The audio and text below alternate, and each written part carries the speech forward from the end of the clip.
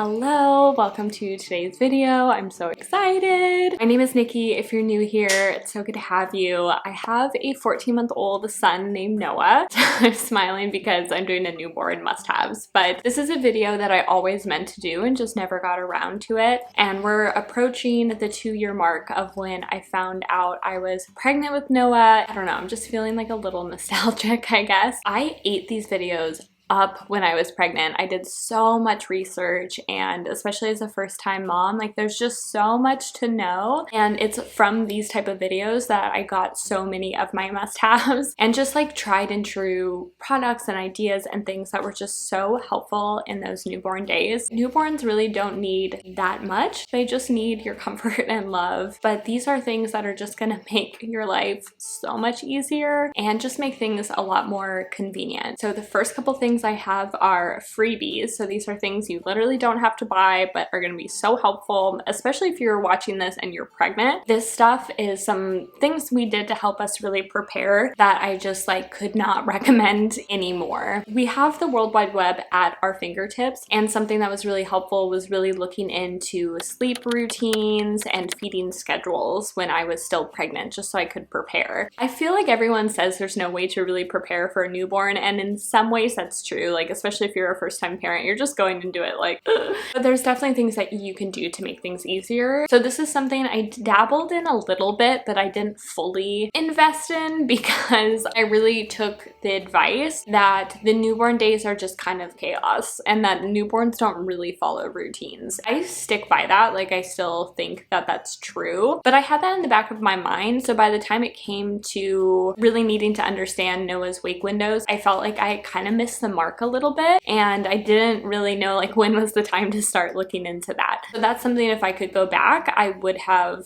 had that like in my repertoire, so I'd be ready when that time hit. So I think it's good to have a mix of both, like just understanding what their wake windows should look like, because that's really what's kind of most important, is just like when they need to go to sleep so you don't have an overtired baby and just things like that, but also balancing that with, you know, it is chaos and they'll kind of just eat and sleep and all of that when they need to. Just like have that in the back of your mind, so like when they hit a certain milestone or a certain age, you just have that information already and you don't have to be like, is it time to start looking into things, or when do I start looking into things, if that makes sense. My second freebie is going to be to do a diaper party. Especially if you're pregnant, this is something that you can plan, and it was so helpful to us the way we went about it and why I think it was kind of fun. I had my partner Ian host his own like diaper party. I just feel like during pregnancy there's so much attention and like emphasis on mom, which makes sense, like you're carrying the baby, you know. I wanted Ian to also feel special and celebrated, so having him kind of like have his own celebration, like a diaper party with like his guy friends, was something that I felt like would just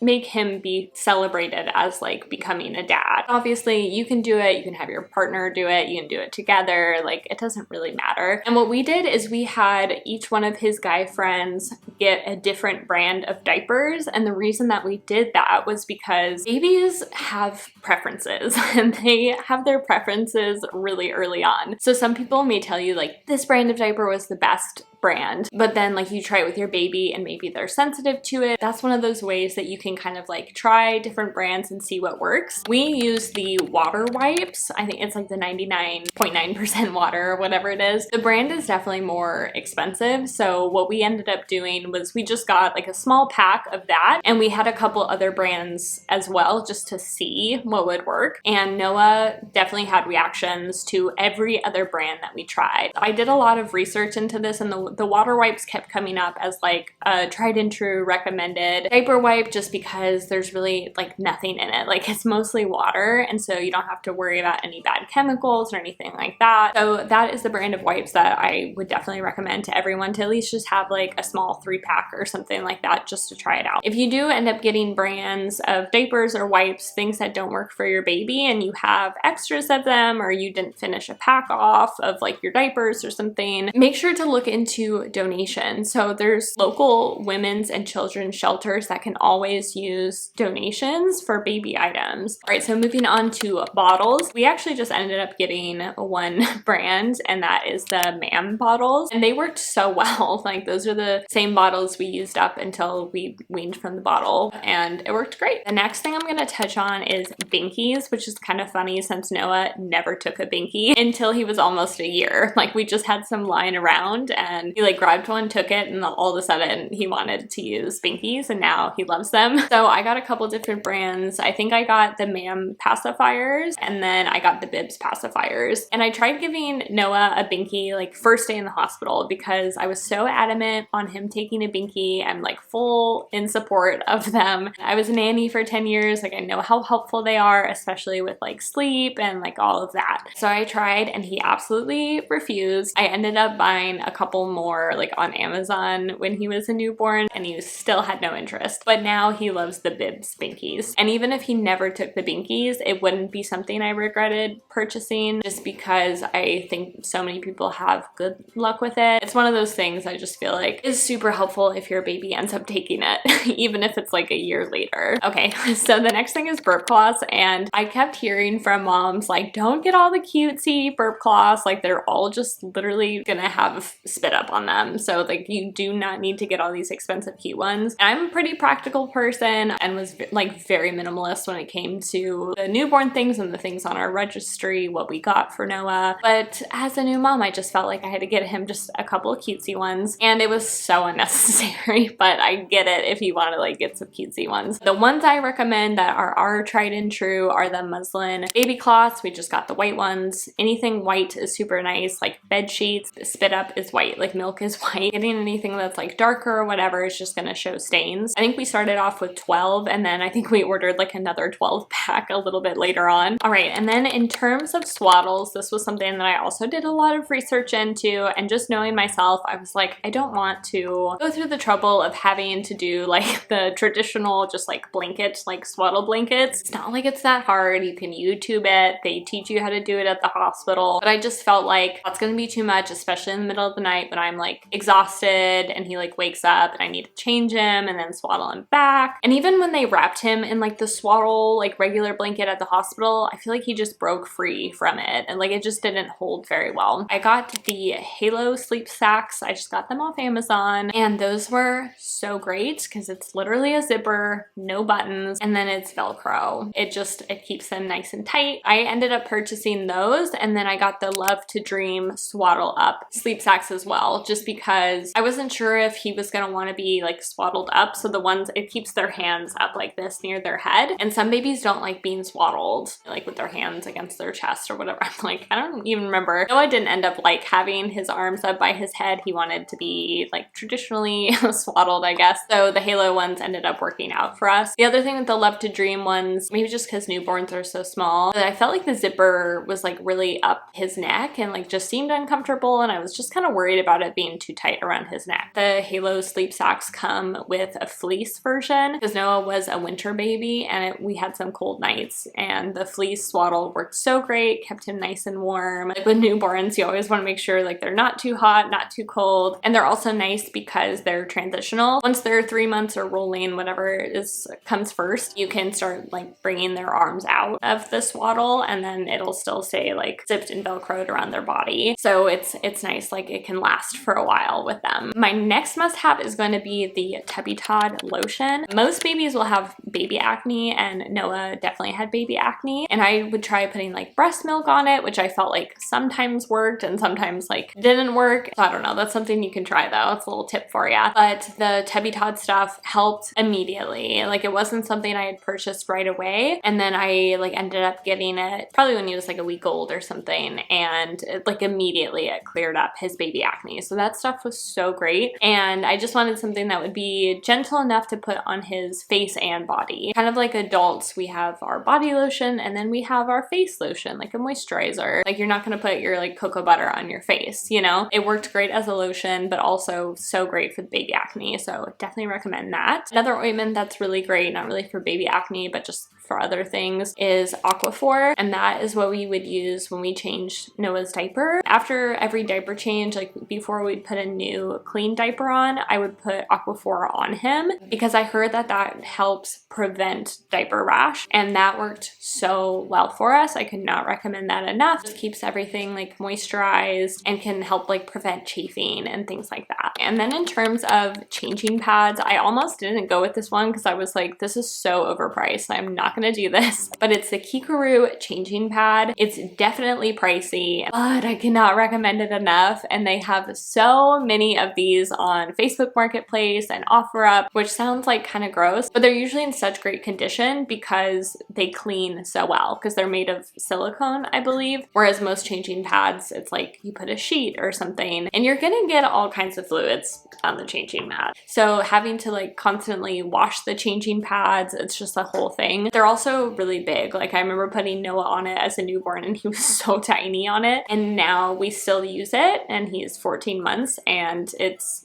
perfect. Yeah, we use it every day. Next is a swing, and I will link the one that we used, but I'm pretty sure it was a Graco swing, which is funny because I didn't get it until 2 months. So technically Noah was still a newborn, but it is not something that I purchased right away. And everybody that I knew in my life that had a child told me I should either get a swing or a bouncer. But I was so nervous about sleep associations and things like that that I was like, I don't want to rely on anything else. I don't know. I was just like so adamant that it was not necessary. It was just something that was going to fill up space. So listen to moms. That was something that I wish that I would have had from the get-go. With that said though, I will say a lot of like swings aren't always like newborn friendly, and obviously they need to be supervised. You know, they're just like a little smush, like they just kind of smush into things and they just can't really support their neck. So obviously supervised, you have to be really careful. It's really not safe for sleep, things like that. So in that way, I'm kind of glad we waited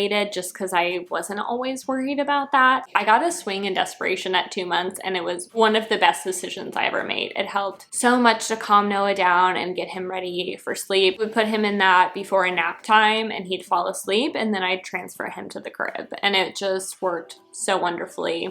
Mwah. Love the swing. Okay, so now I'm going to be talking about baby loungers, and this one is very controversial. I heard a lot about the Dock-A-Tot and the Snuggle Me and all of these things, and they were like the must-haves. I was so worried because there was all this like, you know, stuff about them not being safe. Like the Dock-A-Tot, I'm pretty sure is like banned in Canada, and there's been a lot of like really sad tragedies with these baby loungers, which is horrible. Mostly it has to do with, again, it's kind of like the swing with babies, neck support. They are not ever recommended for sleeping. I'm not ever gonna be here to mom shame you, so don't worry about that. I was like, I don't even want to tempt myself. Like if he sleeps so well in that, I don't want to like feel like we have to use that now and then worry about sleep. Like I was just so scared about safe sleep and things like that, which is kind of ironic because the one that we got, I was trying to look up the link for it for this video and I realized that it had been recalled and I had no idea. And it's the same thing. Again, they all come with warnings. None of them are recommended for baby sleep, and that's just something to note. We would just have Noah in it during the day when he was awake. He never slept in it. So obviously I feel weird like recommending it if it was recalled. It was the Boppy Lounger, and the reason I got that one versus the Dock-A-Tot or the Snuggle Me was I liked that it was lifted, so it like kind of lifted their head up so he could see, whereas like the Snuggle Me and the Dock-A-Tot, they lay flat back, so the babies are just like staring up at the ceiling. They can't see what's going on in the world around them. I like the idea of them being able to like see what's going on, but they do have a nursing pillow which has not been discontinued or recalled or anything like that, but it's also not really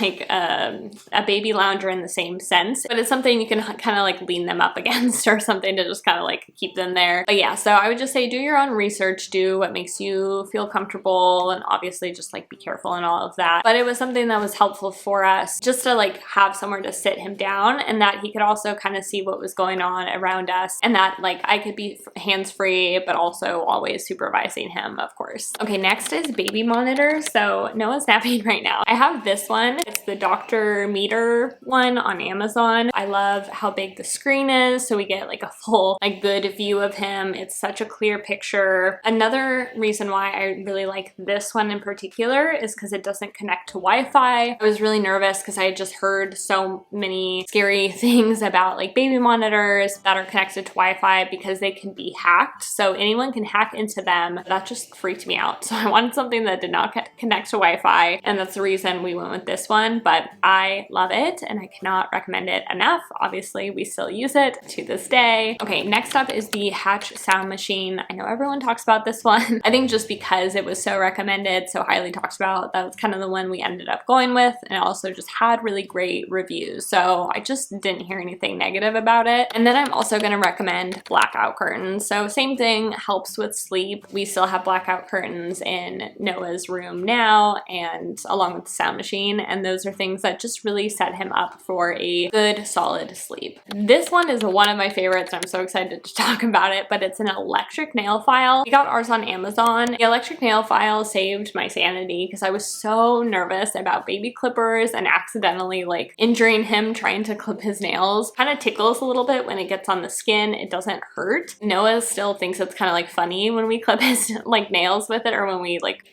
you know, do his nails with it. I feel like we'll probably have to transition to like nail clippers now, just because I feel like the nail file doesn't work as well as it used to, just because his nails are like harder now that he's older, but worked so great in that the first year for sure, and that's all we've used to clip his nails, so I definitely recommend that. All right, I'm almost done with my must-haves. I just have a couple more. So the baby bathtub is something that I almost didn't get, and I'm so glad I did get one. And the reason we ended up getting one was really just a convenience factor. I thought it's just going to be something that takes up space, like we have a smaller home, like I didn't want just like this extra thing that he was only going to use for so long. But we also don't have really like deep sinks, and babies are just so slippery. It just seemed like a lot more work, I guess. So I ended up putting the bathtub on my baby registry, and yeah, I'm so happy I did. And the one that we got, it has a net on it. So when they're newborns, they can just kind of lie on the net and you can give them like a little sponge bath. And then once they outgrow that, there's like two sides that when they're smaller, they can kind of lean. When they start sitting up, you can kind of start putting them on the other side until they're ready to transition to the bathtub. And until Noah was sitting up and we felt confident enough with him being able to sit up in the bathtub with like a little bit of water, he used the baby bathtub. So we probably got at least like 7 months of good use out of it. And yes, it does take up space. It's literally on top of my fridge and I see it every day, but I don't even care because it worked so well for us. So I definitely still recommend it, and we're holding on to it for future use. All right, the last thing I'll talk about for must-haves is like entertainment. So the play gym, that is the number one thing I think I would recommend if you're going to get anything. We just got one off Amazon. We had put it on our baby registry, and it was just like this fold up wooden one. So it was nice. We could fold it up, just put it up against the wall when it wasn't being in use. Yeah, it worked great. It had like 4 like hanging accessories from it, and ours you could customize it and change it out. We never ended up doing that, but yeah, he loved it, and it was just fun for him to like look up. And eventually, you know, when he started kicking, he could like kind of reach and kick it, and then as he got older, he would start kind of like playing with it, and it was fun to kind of see him grow with the play gym. And then a couple like bonus things, again, just because newborns really don't need that much, but tummy time is really important. I never got a mat or anything. Oh, that's not true. This really actually cute baby leaf mat that I had put on my baby registry, it was also from Etsy. He outgrew it so fast though, so I wouldn't recommend like the tiny little mats, even though they're so cute, like a little leaf. Come on. The couple things that, one is free if you have it, is just like a hand mirror. You can set it up like right next to them, like on its side, and have something to balance it so that they can just kind of look at themselves in the mirror. Babies love that. Babies love mirrors. The other thing was a black and white fold out book. It was a high contrast black and white fold out book. Babies really like black and white contrast images. It's like really interesting to them. I don't know. There's something about it that they really like, and that's what I had read. So I found this fold out book on Amazon. I would just put it up next to him and he would just look at the picture. So I'd have like a mirror on one side and that on the other side. Maybe a couple like soft rattles and some little like teether things. But other than that, like those are kind of the main entertainment things, I would say. But yeah, they really don't need much. Honestly, one of his favorite things was just playing with his burp cloths. Like he would just chew on those all the time. But yeah, that's it. So I hope you found this video helpful. If you have any questions or anything else, make sure to leave them in the comments down below. Otherwise, I'm gonna end the video here. So thank you so much for watching and I will catch you in the next one. Bye!